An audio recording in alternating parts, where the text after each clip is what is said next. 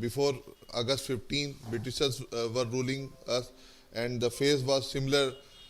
No big changes were occurred that time, and we'll also understand the factors that led to the underdevelopment and the stagnation of the Indian economy. So we'll start the concept of Indian economy. Here the term Indian, when the term Indian is there, it means how Indian. How Indian means the face of Indian, how we will Bharati, as we got some privileges that time. So after 1957, in 1949, we were privileged with the Indian constitution, and the development of the economy is totally dependent on the nature of the state. How the nature of state always determine the factor Indian economy or the concept of economy. If the state is democratic, the concept of economy will change. If the concept of if the state is democratic or non-democratic, so it always changes accordingly. So we'll start our introduction as that was given in NCERT Indian book. So the primary objective of this book, this chapter, Indian Economic Development, is to familiarize you people with the basic features of the Indian economy and its development as it is today in the aftermath of independence we are talking. So however, it is equally important to know something about the country's economic past. Even we have learned about its present state and future prospects. So economy means basic, the concept of basic economy is to develop the phase, to develop the state, to develop the nature of the person, of the state, of the society, and to intervene the state between the man and the economical terms, economic ideologies, economical values, economical that process. So economics is always being a process. So we'll look at the state of Indian economy prior to the country's independence. Independence means how we got our freedom from Britishers. You know it very well. So before 15th August, we had another different nature of state. After the independence, we had another nature of the state. So there were some differences really. So from an idea of various considerations that shaped India's post-independent development strategy. So structure of India's present economy is not just of current making, right? So we'll discuss about the economical system, economical procedure is totally different at it was that time. So it has, the Indian economy has its roots steeped in history, particularly in the period when India was under British rule. So we have two branches, before independence and after independence. So nature of the state may be changed, nature of the polity may be changed, but you know economical procedure or economical development is a long procedure, it's a long process. You cannot change it immediately, right? So this is the thing which can't change immediately. The sole purpose of the British colonial rule in India was to reduce the country to being a raw material supplier, right? So before independence, we were a great supplier of raw material. So raw material supplier, raw material supplier, as it is if it is given by some colonial writers, some nationalist writers, some nationalist economists that we were raw material supplier. So that time we were also processing something, but we were mainly big supplier of raw materials. After the independence, of the long period of the independence, we also were producing, or we were also exporting our raw material also, like iron. We just exported to Japan, and then we received steel as a result of that total total process. So, you know, calling a nation is the big supplier of raw materials means we had some processing units also, but mainly we had the big business of raw material exporting. So, being a raw material supplier for Great Britain, so raw material supplier, that was the concept before 1947, but it you can calculate it from after 1757 to 1947. There were many changes accordingly. So if there were processing units, there were raw materials system, the raw material suppliers were there, many more things were there. So the concept of raw material supplier is not big thing, but the historian economics wanted to emphasize us on the matter that we Indian had no processing unit that time. We were only supplying nation. We were supplier nation that time.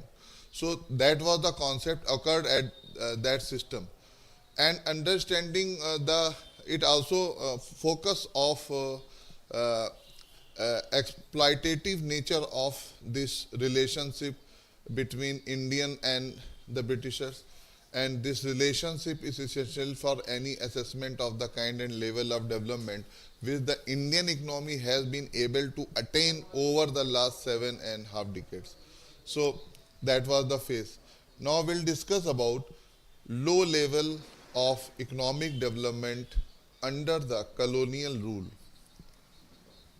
Low level of low level of economic development economic development under colonial rule. Under colonial rule, this is the concept.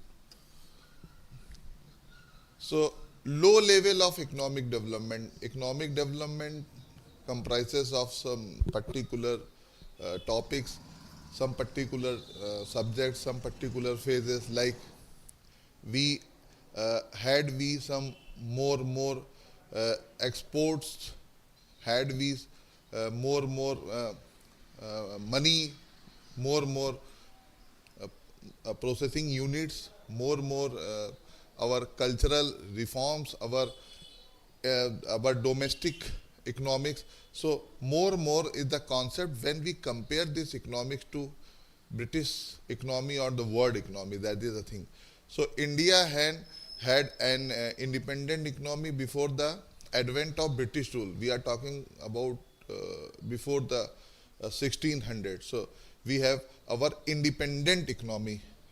So we had independent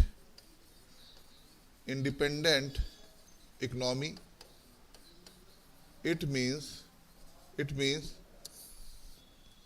we exported at our own will, we imported at our own will. What we get, we utilized in our nation. That is the sentiment of this statement. And we had to pay our taxes and many more things to the Indian state. That is the concept before the before the independent of our country. And independent economy before the advent of British rule meant the Britishers had not any special power. They were just the totally merchant. They were traders only. They had no state power.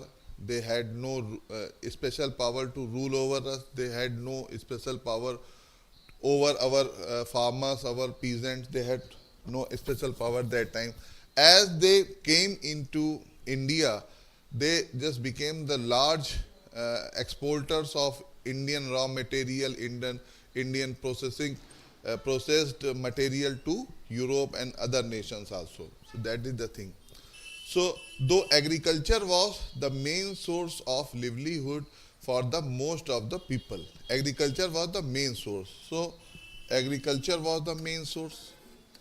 Agriculture was main source of Indians, main source of Indian, right? By getting these raw things from this agriculture,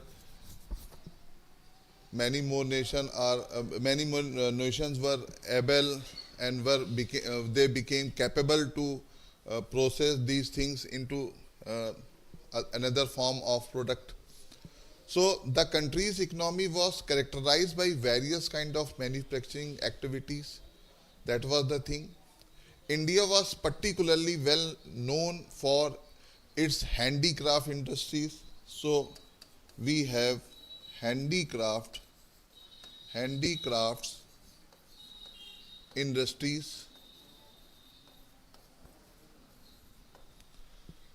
There are two things. We had only agriculture as the primary source of our economy. We have some handicraft industry. We could export to Europe and other nations. So that was the form of economy in India and ruled by the Britishers, right? But when we are talking about before the advent of Britishers, the phase was totally changed, but the status and the system of people was not merely changed that time. The nature of economy was not merely changed, but as you know, this is the concept by which we'll try to understand the basic concept of economy. And when we talk about handicraft industry, it means we'll talk about the cotton and silk textiles. That depends upon cotton and silk textile, right? Silk textile, cotton and silk that work together, and metal and precious stone works. Third thing was metals and precious stone, precious stone. So we got three things here. Another thing that these products enjoyed a worldwide market based on reputation of the fine quality of material used and the high standards of craftsmanship seen in all imports from India. So that was the thing that our product always had a great reputation. So this is not to write, but I am telling you how the Indian articles were famous in various countries. Now we'll talk about the textile industry in Bengal. Textile industry of Bengal. Textile industry of Bengal. So there is a muslin is the type of cotton textile, or muslin is the cotton textile, the type of cotton textile,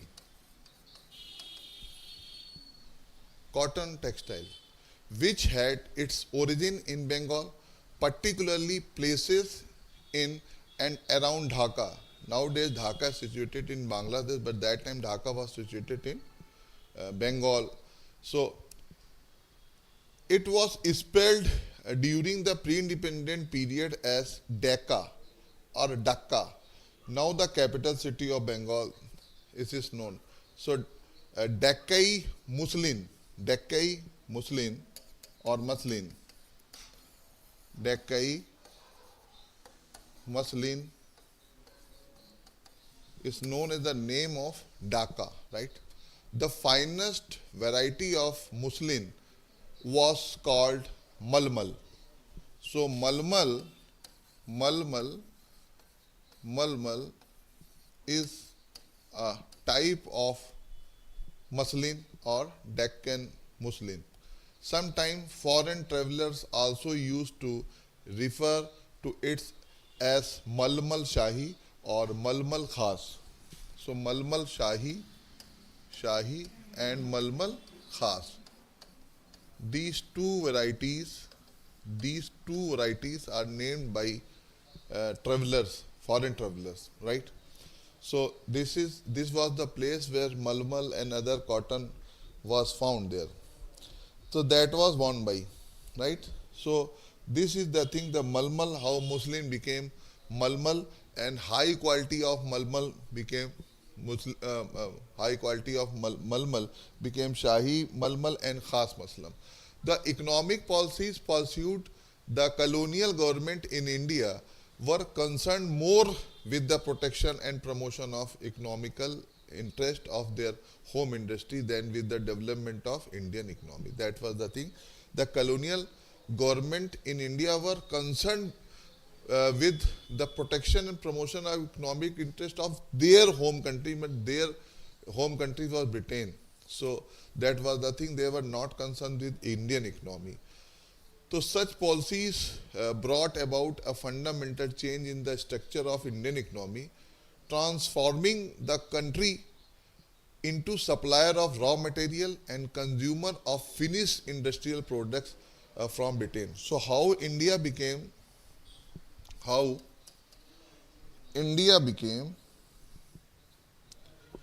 India became the became the trading partner.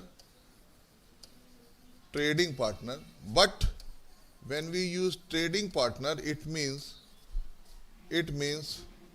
British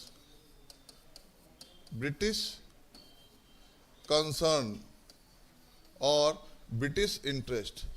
So we became raw materials supplier,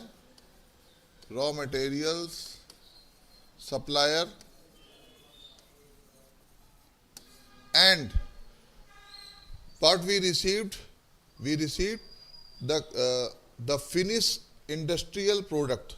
So consumer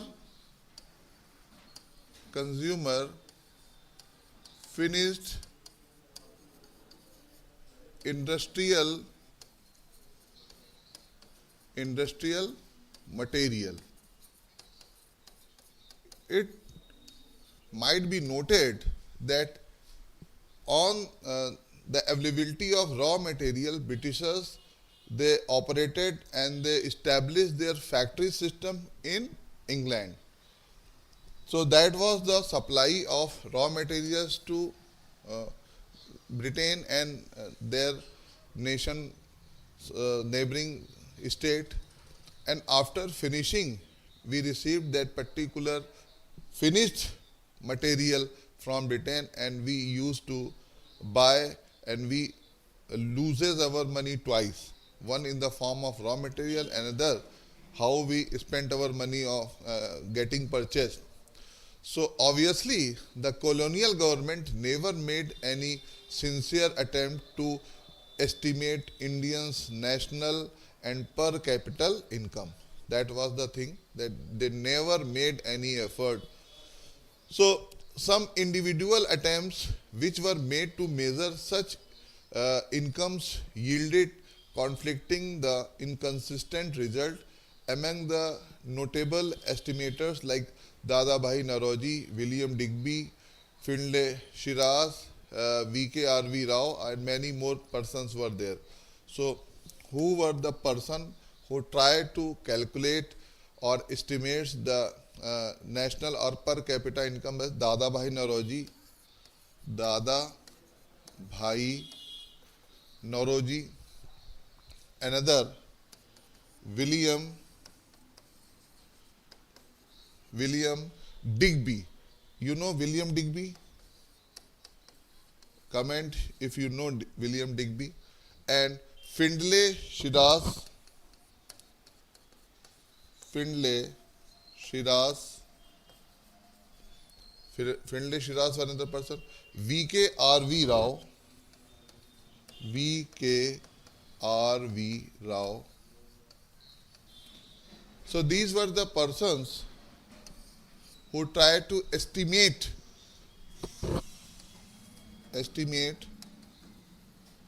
what national and per capita income, national and per capita income. So that was the effort made by the individual, not any governmental or institutional calculation or estimation, because Britishers were not so ready to establish our economy. They had concerned their own economical matter. So many more persons there. So it was Rao whose estimates during the colonial period were considered very significant. So Rao's calculation became very significant. You may use as the estimate the Indian economy of that, but that was the individual effort, right? So that was a very significant effort, significant estimates, right? So that estimate was prepared by Rao. And however, most institutes did find the country's growth of aggregate real output during the first half of the 20th century. When we talk about the first of the 20th century, first half of the 20th century, it means phase from 1900 to 1950. You may consider like this, that you must know when we talk about the phases, the real calculation of the phase is like this, right? So when we talk about the first half of the 20th century, so there that was the less than 2% coupled with the half percent growth in per capita output per year. We are talking about the first half of the 20th century, right? 2%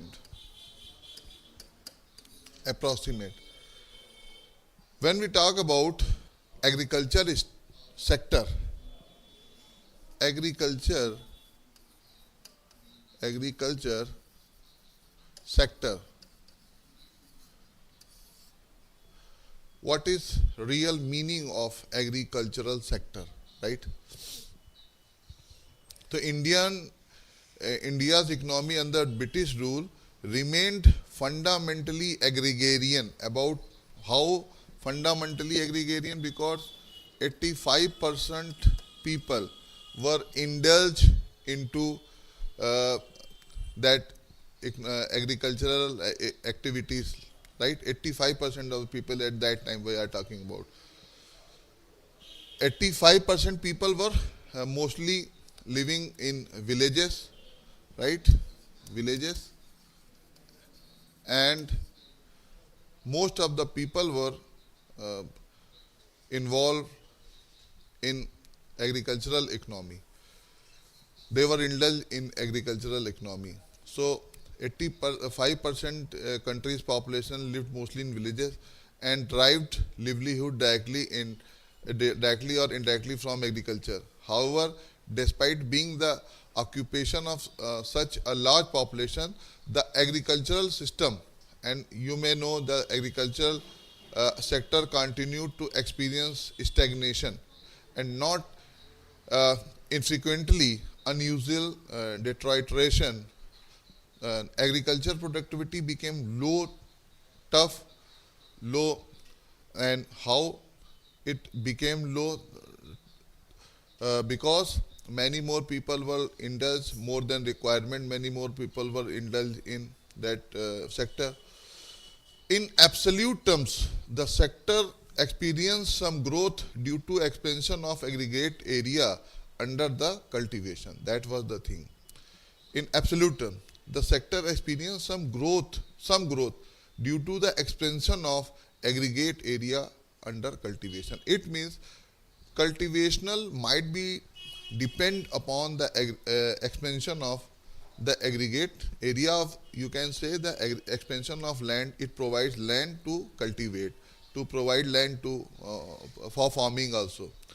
So this stagnation in the agriculture sector was caused mainly because of the various system of land cultivation. Various various land settlement system were there. So that was introduced by the colonial government, land settlement system, right? Land, and how the land settlement system and why the land settlement system was introduced, that is also a big question.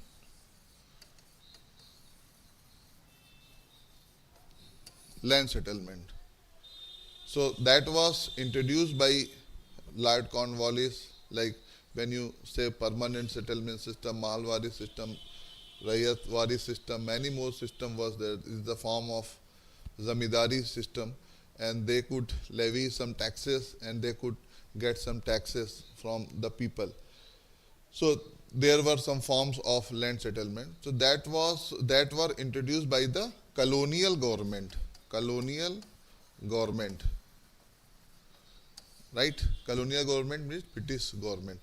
Particularly under the zamindari system, which was implemented in the Bengal presidency, comprising part of India's present-day eastern states. So, zamindari system. Zamindari system. Zamindari system. Zamindari system, that was that was implemented in the Bengal presidency. You must write Bengal presidency. When we say Bengal presidency, it means that state directly ruled by the governor and the governor general. When we say Bengal, the Bengal was comprises of Bihar, Odisha, Bengal, some parts of Assam. So that was most wide area. So zamindari system, in zamindari system, most of the zamindar had to collect the taxes from the peasants and farmers and to deposit these things to the British government. So zamindar were totally mediators between the government and the people, you may say it. So they also got some police power, they got some judiciary power, they got some collecting taxes power. So many more powers were also given to those zamindars. So the profit occurring out of the agriculture sector went to the zamindar instead of the cultivators. It means the zamindar got so much profit rather than cultivators. So that is the phase when the cultivators was deprived from getting much money. So however, a considerable number of zamindars, and not just the colonial government, did nothing to improve the condition of agriculture, because they had two concerns, because they had to move their own country's economy, and they got some zamindars to protect the empire as assistant. So there were some interest of the zamindar. Like zamindar was only to collect rent regardless of the economic condition of the cultivators, as I told. So zamindar had to collect the taxes, right? So later this system, collecting the taxes system, just became you the district magistrate of sub-divisional district magistrate. This concept was abolished, or you may say this concept was transformed into district magistrateship. So collection of taxes, that was the thing. So you may know that cultivation never got some good condition in that phase. So this caused immense misery and social tension among the latter. To a very great extent, the terms of revenue settlement were also responsible for the jamidars adopting such an attitude. Dates for depositing specific sums of revenue were fixed. So why this sum revenue was fixed? Because government had to calculate the total income, and they just never wanted to focus on that particular administrative proceedings. So revenue, what is the meaning of revenue? When you say revenue, you always say the income of the state or the government. So it comprises, right? So this is the thing. So how the cultivators face this very bad situation, how they were deprived to enjoy their luxurious life. It was not there because neither zamindars nor Britishers were ready to improve the condition of cultivators. The cultivators were totally sufferers. And later this system, this phase became the revolution phase. After the independence, you may consider before 2050, many more Maoist, many more leftist. I cannot call this system leftist, but many more terrorists were responsible for this. And many terminologies were provided them to secure from terrorism, but they were terrorizing us. So that was the phase. Us means at that state. So beside these low levels of technology, lack of irrigation facilities, and negligible use of fertilizers all added up to aggravate the plight of the farmers, and the contributed how this contributed to the dismal level of agriculture productivity. So there was of course some evidence of relatively higher yield of cash crop in certain areas of the country due to commercialization of agriculture. So many more things were there. Which kind of point you noted? That lack of irrigation.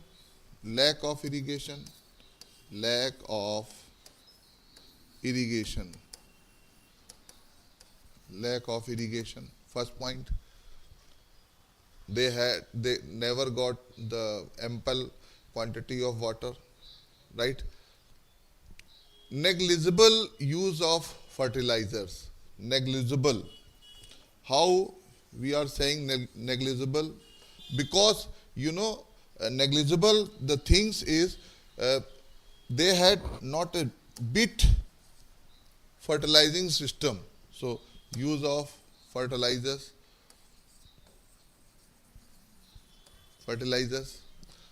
and what? Low level of technology.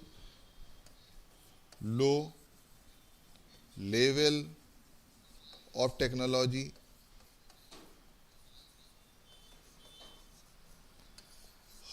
What was the result of these things? What was the result of these three things? It all added up to aggravate the plight of farmers. The plight of the farmers. That was the thing which occurred this time. So, and later it contributed to the dismal level of agriculture productivity. There was of course some evidence of relatively higher yield of cash crop, but that was the phase when cash crops in certain areas of the country due to commercialization of agriculture. So here we end this system, this chapter here, and we'll continue later. So please be with us. Thank you so much.